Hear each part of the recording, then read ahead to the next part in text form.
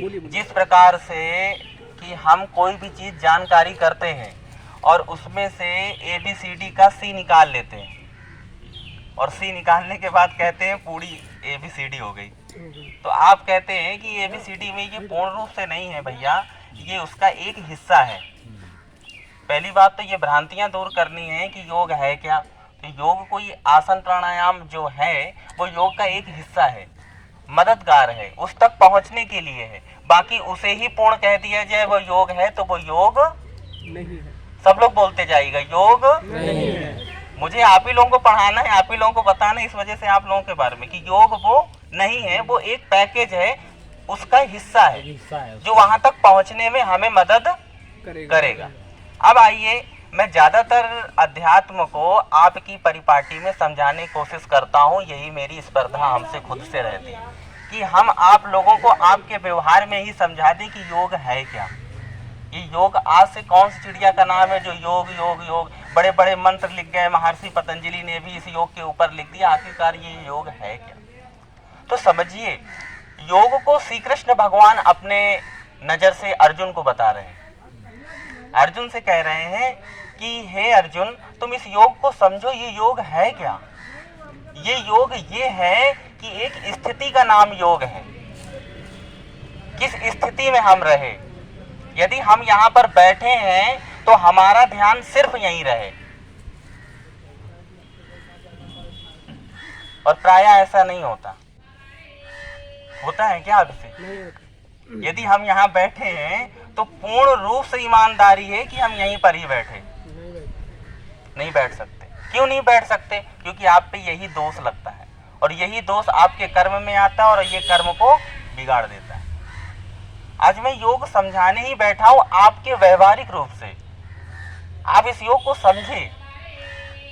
जब अर्जुन युद्ध लड़ रहा था तो अर्जुन को ये कहा गया कि तुम युद्ध लड़ो, और युद्ध इतनी बड़ी जिम्मेदारी से वो बार बार इधर उधर की बातें कर रहा था।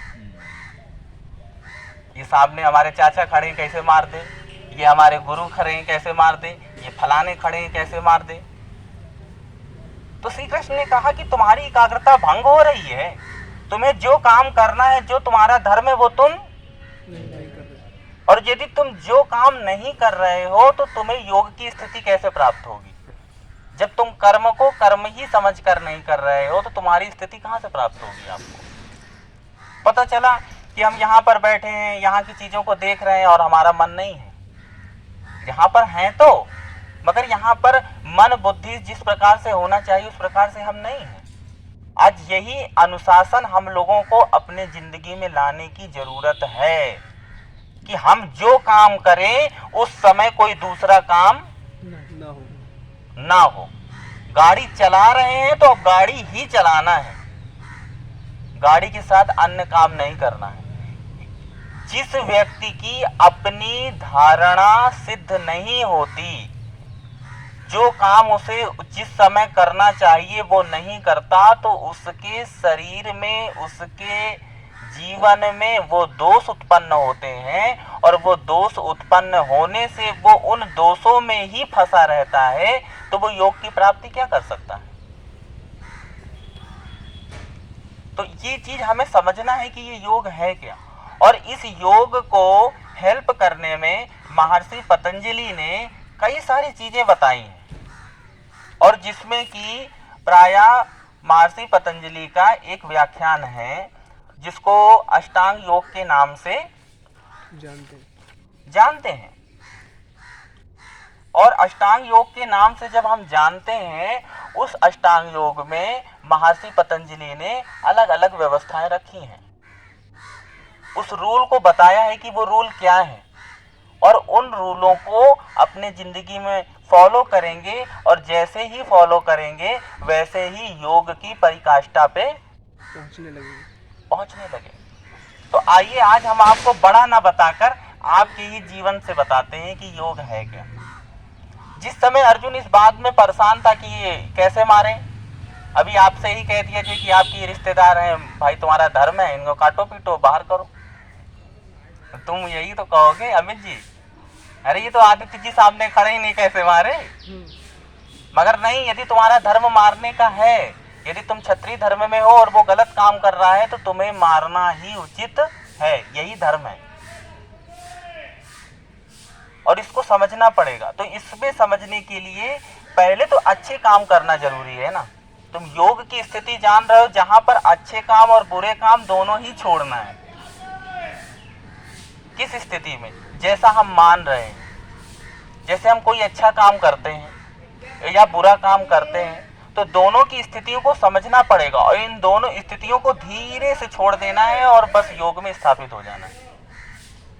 अब तो पहले तो आप कुछ करें, तो पहले अपनी लाइफ में कुछ करें, तो बढ़े, तो कुछ करना तो सीखें। आपने तो बिल्कुल कुछ नहीं माना, योग की डिफिनेशन सीख ली और योग क्या होता है, फला फला ये होता है, फला फला वो होता है, और आप अपने घर चले गए। पता चला योगी व्यक्ति के हाथ पैर नहीं कांपते, योगी व्यक्ति के विग्रह में ओज होता है, तेज होता है, योगी व्यक्ति बहुत सुडौल होता है। पता चला वेद उठाए और हाथ कांप रहे हैं। तो इसको क्या योग कहेंगे? क्यों योगी जी योग कहेंगे? आज समाज में ऐसा ही तो है कुछ, कि जो वेद के लक्षण बताए गए हैं और जिसने वेद पकड़ा हुआ है वो दिखाई नहीं दे रहा उस व्यक्ति के अंदर। तो यही भ्रांतियां हमारे धर्म को खा जाती हैं। तो जिस वक्त जो काम आप तय करें उस समय उसी काम को करना चाहिए।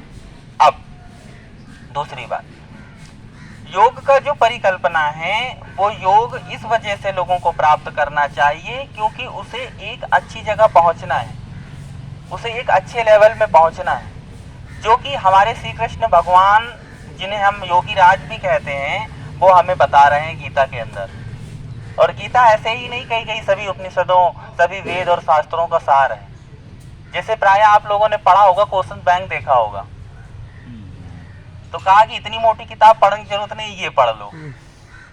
उसमें भी टिक लगवाते हैं, कहते हैं उसमें भी टिक लगा दीजिए महाराज, कि उसमें भी और सरल कर दो। और टिक लगाने के बाद भी कहते हैं कि अब बताओ इसके अंदर भी कितने आएंगे। सरल तो करते जा रहे हैं ना। उसी प्रकार से अब महर्षि पतंजलि का आपको योग दर्शन दे दिया जाए तो प्राय आप पढ़ नहीं सकते, मगर आप गीता जरूर पढ़ सकते हैं। गीता में भी बड़ा सरल है, मगर किसी विद्वान के साथ ही पढ़िएगा, वरना गीता भी नहीं समझ में आएगी। फिर गीता आप कैसे समझ मेंगे कि घर में कष्ट हो रहा है, कलेश हो रही है, चलो गीता उठाकर पढ़ ले, तो ऐसा फिर अंधविश्वास में फंस जाएंगे।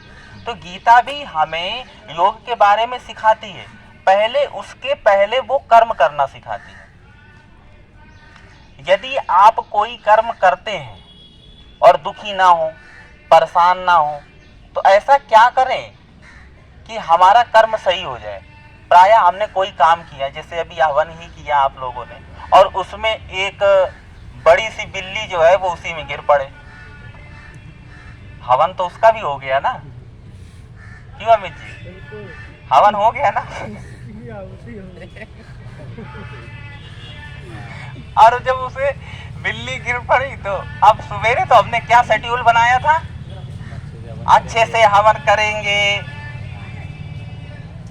बढ़िया तरीके से, फिर ये प्रसाद वितरण भी, ये केला मिलेगा और भी लोगों से जानकारी होगी, बढ़िया पुण्य होगा, सब बनाए। अब उसमें गिर पड़ी बिल्ली आकर, अब बिल्ली का हवन हो गया, आपने भी तो अग्नि जाते हुए तो सही धन्यवाद कर दिया। तो अब आपका तो बिल्कुल जो आप शेड्यूल बना कर आए थे तो वो क्या हुआ, ओ योगी जी का योग भंग हो गया। उसमें कहा महाराज बताओ अब क्या होगा, ये करा, इतनी व्यवस्था करी, और अंत में जैसे कि शादी करे और सब कुछ व्यवस्था हो जाए और बीच में जिसको शादी करनी वही भाग जाए। क्या करेंगे? पता चला 51,000 वाला पेशेंट आ रहा है और आते आते दरवाजे से भाग गया। योगी योग में बैठे हैं, सब समझ रहे हैं, सब व्यवस्थाएं कर रहे हैं, मगर उसने क्या किया, कर्म करने से पहले ही शेड्यूल को बना लिया। देख रहे हैं योगी कैसे हो रहा, आप देख रहे हैं कैसे हो रहा। सही बात है, जो शेड्यूल सोचा था वो नहीं हो पाया, और समझ रहे हैं ना? हाँ। तो श्री कृष्ण जी यहीं पर ही आपको कर्म करना बताते हैं कि आपको दुखी ना हो। कर्म तो करो उसी मन से, उसी लगन से, मगर उसका दुख या कुछ यदि गलत सही हो जाए तो उसका दुख आपको ना हो। तब उसके बाद आपने एक श्लोक सुना होगा, कर्मण्येवाधिकारस्ते मा फलेषु कदाचन मा कर्म फले तुर्भुर्मा ते संगोस्त्वापि कर्मणि, है ना? ये इस प्रकार का श्लोक बोला कि तुम अपना कर्म करने का अधिकार है, किंतु कर्म के फलों के तुम अधिकारी नहीं हो।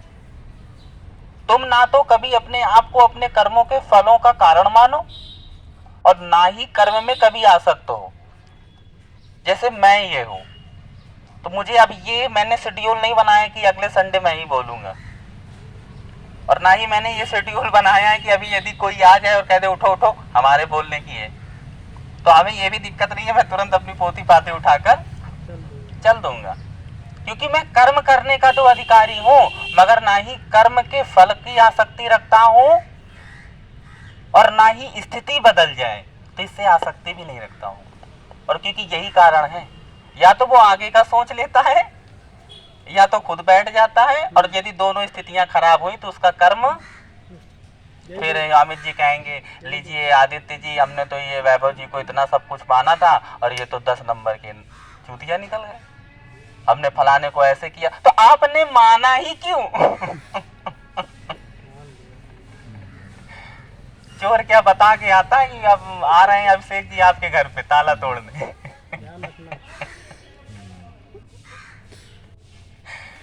आते हैं, ऐसा तो कभी कुछ नहीं हुआ, मगर तो स्थिति भी आपको नहीं पता। तो इस वजह से कभी भी कोई भी कर्म करिए, उसमें पहले शेड्यूल बनाकर मत रखिए कि हम फर्स्ट डिवीजन आ जाएंगे, हमारा ये काम हो जाएगा, ये सेटिंग हो जाएगी, क्योंकि अभी ना तो मैंने कर्म किया है, सिर्फ अभी बैठे ही हैं। आयोजन बना सकते हैं और बाकी फिर परमात्मा की मर्जी। ये चीज अपनी जिंदगी में लाइए, इससे यदि कर्म खराब हो जाता है तो भी आपको दुख नहीं होगा।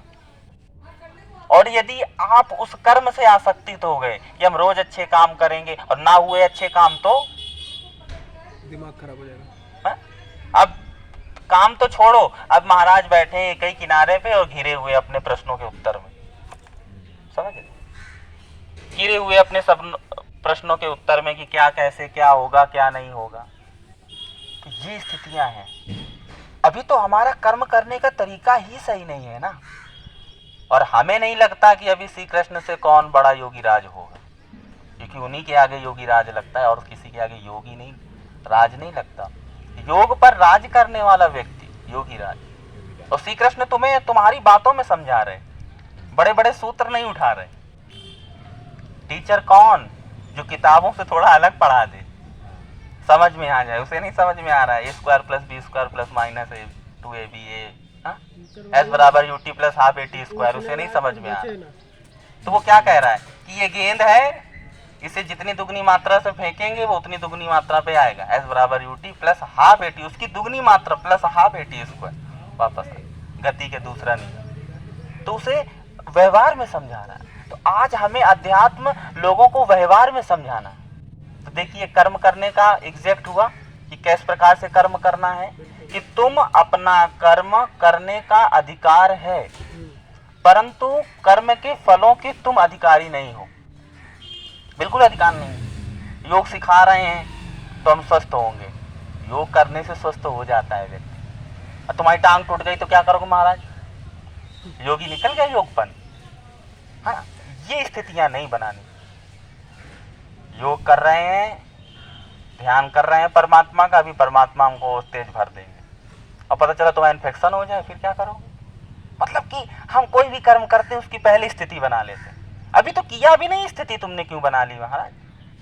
तुम करो, अब तुम इसके अधिकारी हो। यदि तुम सत्य का आचरण करते हो, जो सत्य से होने वाली जितनी चीजें हैं ये वो मिलेंगी, जब उसका पूर्ण रिजल्ट होगा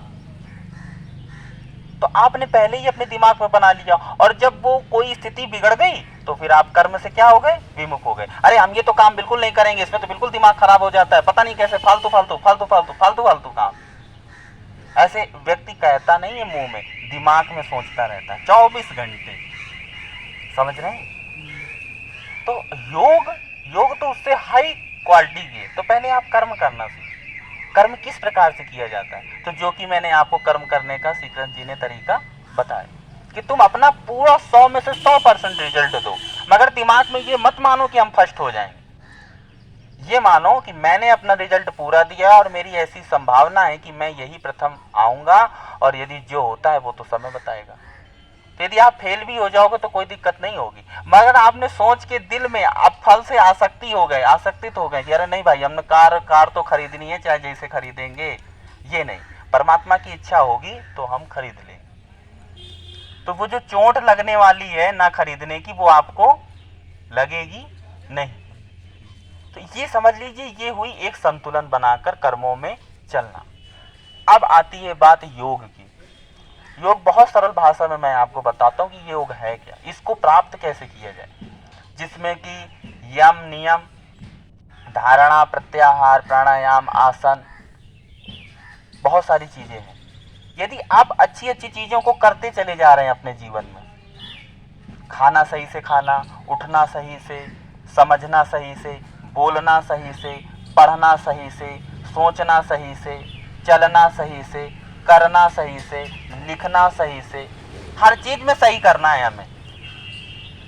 आप समझ लीजिए, ये चश्मा लगा ये गलत लगा, इसको नहीं लगना चाहिए। कुछ दोष किया इसके कारण ये लगा, इसको भी सही करना, इसको भी समझना। समझ रहे? तो ये चीज है, हमें जीवन में सही करना। और जिस समय आपने ये बात तय कर ली कि हमें लिखना, उठना, बैठना, बोलना, बताना सब सही करना है, सभी शास्त्रों के मुताबिक करना है, अपने जितने लोग बड़े बताएं उसी हिसाब से करना, तो एक दिन आप योग की परम अवस्था में पहुंच जाएं। योग की स्कूल में जा सकते हैं, योग की स्कूल में दाखिल हो सकते हैं। फिर वहां पर जो आपको करने से आनंद आएगा इन सब चीजों को, फिर वो आनंद आपको एक परम स्थिति में ले जाएगा।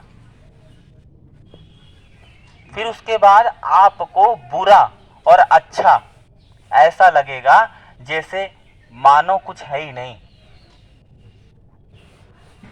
आपको आसक्ति नहीं होगी। आप गीता जरूर पढ़ेंगे, पर गीता से आसक्ति नहीं होगी। बस आपके मन में लोगों के कल्याण की भावना रहेगी। सर्वे भवन्तु सुखिनः, सर्वे सन्तु निरामया, सर्वे भद्राणि पश्यन्तु मा कश्चित् दुःख भाग् भवेत्। क्योंकि आपको वो चीज मिलना है, क्या मिलना है? आनंद मिलना है। अब श्री कृष्ण से कहते हैं समता योग।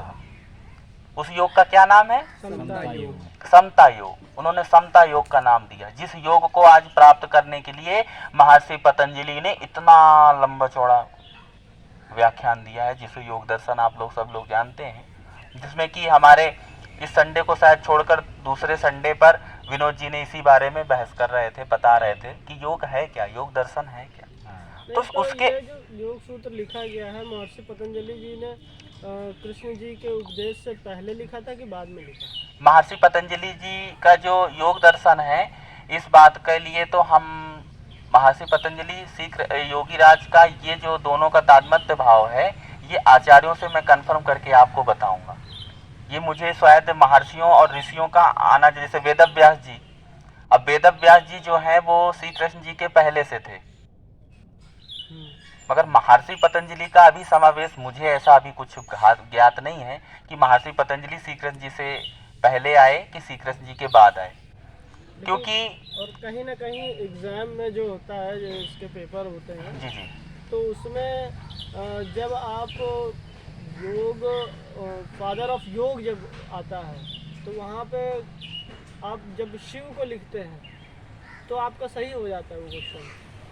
और बल्कि ये योग सूत्र महर्षि पतंजलि जी ने दिया है, तो फादर ऑफ देखिए बात ये होती है, देखिए बात ये होती है, जैसे कि जनक तो बहुत सारे लोग अलग अलग हैं महर्षियों और ऋषियों में, इसमें बहुत सारे अलग अलग हैं। जैसे कि पाइथागोरस प्रमेय के कौन है, जैसे विमान के बारे में जानकारी किसने दी। और कभी कदार ऐसा हो जाता है कि हम कहते हैं कि नहीं योगी राज ने बताया, और दूसरे कहते हैं महर्षि पतंजलि ने बताया, और तीसरे ये कहते हैं कि नहीं शिव जी ने बताया। समझ रहे हैं ना? क्योंकि ये एटम सोचने का है, ये तो गोष्ठी के लिए हम आपको बता देंगे, शाम तक आपको हम बिल्कुल कंफर्म करके बता देंगे, इसमें कोई बहुत बड़ी बात नहीं। मगर बात ये है कि महर्षि पतंजलि, श्री कृष्ण योगीराज और हमारे शिव, जिनको आदि योगी कहते हैं, वो किस योग के बारे में बात कर रहे हैं, इस योग को समझना है। और इस योग को समझने के लिए मैंने बोला है कि कर्म का पहले इंगित बना लेना, ना आप इसके अधिकारी हो और आप ना इसके अधिकारी हो कि कर्म से आसक्तित हो जाए। यदि आप इन दोनों स्थितियों को छोड़ देते हैं तो फिर आप 100 में से 100% रिजल्ट देंगे अपना, श्री कृष्ण जी के मुताबिक। और उसी को वो समता योग के बारे में बताते हैं। कहते क्या है कि आपका ना दुख है और ना सुख है। आदमी क्या चाहता है? आप क्या चाहते हैं अमित जी? सुख तो चाहते हैं, सुखी चाहते बस, और कुछ नहीं। दुख आ जाए तो? नहीं नहीं, दुख यदि आ जाए तो क्या करेंगे? दुखी हो आ जाएंगे, दुखी हो जाएंगे। और सुख आ जाएगा तो सुखी हो जाएंगे। तो इसका मतलब तो ये है कि आप जैसे कि जोकर हैं, नाच रहे। दुख और कोई सुख चाहता है क्या? सभी चाहते हैं। हाँ, सभी चाहते हैं ना, आनंद चाहते हैं। सभी चाहते हैं यार। दीक्षित जी हमारे थोड़े पढ़े लिखे हैं तो आनंद मांग रहे हैं। बाकी और कुछ क्या चाहते हैं? दुख सुख और चाहते हैं। सुख आप भी चाहते हैं, आप भी चाहते हैं। फिर उसके बाद एक कहावत बड़े बुजुर्ग बोलते हैं, सुख दुख का जोड़ा होता है। दुख भी आएगा। हाँ, यदि सुख भोगोगे तो दुख को भी भोगना पड़ेगा। पीछे लगा हुआ है, सम रहो। 100 ग्राम लोगे तो 50 ग्राम पीछे लगा है ब्रांड में। बड़ा खुश होते हो, अरे ये भी मिल रहा है, अरे ले लो, ये ठीक है, चाय फ्री है इसके साथ, अरे ये दो ये दो। चाहे उसने फिर कैसे किया होगा, है ना। सुख सबको चाहिए और दुख कोई नहीं चाहता। अब मालूम है कि सुख और दुख बराबर, यही दुख का कारण है, एक दूसरे पूरक। यही दुख का कारण है। पता चला 4 खंड तुमने बनवा लिए और 4 खंड में कहीं ऐसा हुआ कि भूकंप आया और तुम्हारा घर। अभी देखिए कर्म समझाया ना, सुख का बनाए हुए हैं पूरा ब्रांड, हर जगह पूरी सोच में सुख सुख बनाए हुए। यही दुख का कारण है और होता उनके मन मुताबिक। हम चाहते हैं कि आप सही हो जाओ और आप चोर हो और हम तुम ताला तोड़ ले जाओ हमारा घर का, फिर क्या करेंगे हम? ऐसा हम सोचे ही क्यों कि हमें सुख चाहिए? हम तो तुमसे इससे बड़ी चीज दे रहे हैं। क्या दे रहे हैं? आनंद दे रहे हैं। और आनंद और सुख में बड़ा फर्क है। मिला तो ठीक, ना मिला क्यों, क्या कहते हैं अभी? पेशेंट आए तो ठीक, हाँ, नहीं आए। नहीं आए तो ठीक। जहाँ 10 आते थे वहां कोई बात नहीं है, दूसरे दिन फिर आएंगे। मगर यदि आप कहे तो नहीं आना चाहिए तो कितना बड़ा दुख हो जाएगा आपको फिर। सहज, यदि ऊपर से आप गिरोगे और यदि अपने आप को बड़ा कर्रा बना कर रखा है तो क्या होगे? बच जाओ। टूट जाओ। टूट जाएंगे। करी चीज है, ज्यादा करकराओगे तो करकर ही जाएगी बिल्कुल। कुरकुरे सुने ना, खट क्रंची, क्रंची थोड़ा कम हो, है ना। मगर आपको एक मैं कहानी सुनाता हूँ। देखिए पेड़ हैं बड़े बड़े लगे हैं, आंधी आती है तो कुछ प्राय पेड़ कैसे उखड़ कर गिर जाते हैं, बड़े बड़े गिर जाते हैं। जिनको बड़ी ताकत का गुमान है, अरे ये बड़ा पुराना पेड़ है, बड़ा ताकतवर पेड़ है, बड़ी व्यवस्था है, और गिर गए। इसका मतलब क्या पता चला कि इन्होंने हवा का साथ, हवा का साथ, इसलिए छोटे पेड़ देखे होंगे, हवा आई मुड़ गए, बच गए। और बच गए। उन्हें भी उखड़ जाना चाहिए था, वो काहे नहीं उखड़े? हवा के साथ मुड़ गए। सहज, इसको कुछ लोग सहज योग भी कहते हैं कि आप इसी स्थिति में रहिए। और इसी स्थिति में यदि आप रहते हैं, इसे भूलते नहीं हैं, तो आपको योग प्राप्त हो जाएगा। और इसी योग को जानना ही आनंद है और आनंद को प्राप्त करना ही योग है। तुम्हें तमाचा मार दे, तुम हमें तमाचा मार दो, मगर तुम्हें तमाचा की ग्लानि नहीं होनी चाहिए बाद में। हमने मार तो लिया, अबे इसको अभी एक मारा है, अभी आगे मिल साला तुझको, तो फिर ऐसा ही कर दे। मतलब मार लिया, बराबर कर लिया, मगर तब भी मन से तसल्ली नहीं हो रही। कहीं बाबू को तसल्ली नहीं है, कहीं बाबू और कुछ मांगेंगे, है ना। तो श्री कृष्ण जी ने यही बताया कि हमें जीवन में संतुलन बनाकर चलना चाहिए। इसलिए ना सुख का साथ दो और ना दुख का साथ दो। अपना कर्म पूरा करो, ना आगे की सोचो ना पीछे की, वर्तमान में रहो और अपने को सहज रखो। यदि 10 मंजिल से भी परमात्मा तुम्हें सुख दुख तो प्रारब्ध है, जैसा कर्म करेंगे वैसे प्राप्त होगा। हम तो ये भी नहीं जानते पीछे क्या करके आए जो हमारी ये स्थिति है। अभी आपने पढ़ा होगा एक एक मंत्र, क्योंकि वो भूत भविष्य वर्तमान को जानने हारा परमेश्वर है। अभी आप लोगों ने पढ़ा सुना, मगर हम नहीं है ना, हमें तो ये भी नहीं पता कि पिछले जन्म क्या थे, कुकुर थे कि चींटी थे। मगर स्थिति हमें ये प्राप्त हुई कौन से कर्मों से। तो परमात्मा तुम्हें कह रहा है, खुला कह रहा है कि कर्म करने में तुम स्वतंत्र हो और परतंत्र की व्यवस्था भोगने में है। फिर वो तुम नहीं, तुमने जहर खा लिया तो फिर तुम परमात्मा के हिसाब से वो करोगे। फिर नहीं कहोगे कि जहर खा लिया, बड़े आराम से मर जाए जाके आराम से, अरे अब तड़पन होगी, इधर आओ, सामने आओ। तो स्थिति को समझ रहे हैं ना कि कर्म किस प्रकार से करा जाए और योग को कैसे प्राप्त। और यदि यही स्थिति आपको बनाकर चलते हो, किसी से बात कर रहे हो कोई दिक्कत नहीं, कोई गलत कर रहा है सही करने की कोशिश करो, मगर उसमें ये ना सोचो कि हम ये करने वाले। और जैसे आप जीवन में यदि ये लेके आ गए तो आप योग को प्राप्त हो गए, और उसे ही योगी कहा गया। योगी दो तरह से लगता है, एक योगी उसको लगता है जो योग को प्राप्त हो चुका है, और एक योगी उसके नाम के आगे लगता है जो योग प्राप्त करने का प्रयत्न कर रहा है। ये दोनों ही स्थितियां समझने वाली बात है। अब हम योगी जी कहते हैं बड़े योगी जीवन, ये योगी क्यों लगाए हो, ये योगी क्यों लगाए हो? तो उनके लिए जवाब है कि अभी हम योग को प्रयत्न करने के लिए प्रयास कर रहे हैं, इस वजह से योगी लगाए, क्योंकि जिम्मेदारी। क्योंकि जनेऊ, कुछ लोग जनेऊ में ये कहते हैं कि नहीं विद्वानों को जनेऊ देना चाहिए। जनेऊ का मार्जन ऐसा नहीं है। जनेऊ का मार्जन ये है कि विद्वान पहनते हैं, और जनेऊ का मार्जन ये भी है कि विद्वान बनना है। ये दोनों स्थितियां हैं, मगर लोग क्या करते हैं, इस स्थिति को पकड़ते हैं, विद्वानों को दिया जाए, और इस स्थिति को नहीं पकड़ते। और यही आडंबर है, यही अंधश्रद्धा है, जिससे कि हम आचार्य बदनाम हो रहे। शायद ब्राह्मण को भी इस तरह के लोग करते हैं कि भैया ऐसा से ऐसा हो जाए, ऐसा से ऐसा हो जाए, मगर ऐसा नहीं। तो आप लोग समझिए कि ये स्थिति को। तो आज शायद योग समझ में आया कि योग क्या है। बहुत सरल भाषा में मैंने बात करी आपको। दुख और सुख ये दोनों आपके नहीं है। में आसक्त ना हो, लिप्त ना हो। आप रोजी रोटी कमा रहे हैं, रोजी रोटी को अपनी जिंदगी मत मानिए कि यही मेरी जिंदगी है। आप किसी से बात कर रहे हैं तो इसको मत मानिए कि जिंदगी है। अभी मर जाए तो फिर क्या करोगे? नहीं करेंगे, क्या करेंगे? हमने एक से पूछा क्या करोगे, तो कहा इसी पत्थर में मार मार के अपना हम सर फोड़ देंगे, मर जाएंगे। बताइए, ऐसी स्थितियां हैं ना। तो ऐसा हम लोगों के महर्षि नहीं सिखाते। हम लोगों के महर्षि कहते हैं कि योग को प्राप्त हो और योग में ही विचरण करो, और योग के द्वारा अपनी स्थिति में मोक्ष को धारण करो, और फिर उस परमात्मा की जगह पर विचरण करो। यही मुक्ति का प्रयास है, जो कि मैंने आपको बड़े सार गर्भित रूप से आपके ही व्यवहार में योग को समझा दिया। कि ये याद रखना, दुख सुख आपकी स्थितियां नहीं है। आपकी स्थिति क्या है? आनंद। रोटी मिली तो ठीक और नहीं मिली तो ठीक, मगर ऐसा ना करना कि कर्म से विमुख हो जाओ।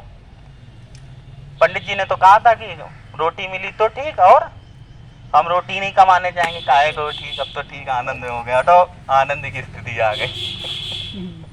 कर्म करना जरूरी है, क्योंकि लिखा है कि तुम अपने कर्म करने के अधिकार है। परमात्मा बिना कर्म करे हुए नहीं रहता, कब से कर्म कर रहा है, और तुम बिना कर्म ही के मान रहे हो। समझ रहे हैं ना। थोड़ा हम आचार अपने अलग ढंग के हैं, हम चौपाटी वाले आचार हैं, लोगों को व्यवहार में समझाते हैं। क्योंकि लोग कहते हैं हमें इतने बड़े बड़े सूत्र नहीं समझ में आते। मत समझो, कोई जरूरत नहीं।